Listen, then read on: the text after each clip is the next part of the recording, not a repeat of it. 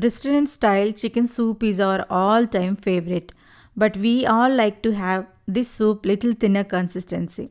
If it becomes thicker, we feel like it is a porridge, not a soup. Taste is top notch. So without any further delay, let's get started. We are going to saute the ingredients. In a bowl, take 2 tablespoons of oil. Once the oil is hot, saute 15 finely chopped garlic. Before turning them brown, add 250 grams finely chopped chicken breast, then followed by 6 to 7 sliced mushroom.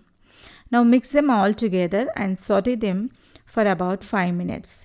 Then add half a teaspoon of black pepper powder and salt to taste. After adding seasoning, cook them 2 more minutes. This chicken cooks faster because we cut them into small pieces. That's why you can make it in no time. Now let's add some spices. 1 teaspoon of chili sauce, 1 teaspoon of oyster sauce, 1 teaspoon of dark soya sauce. Now mix them all together. Now it's time to add our water. Here I'm adding 1 liter of water. Now add 1 chicken stock cube and finely chopped 1 long carrot. Once mix it.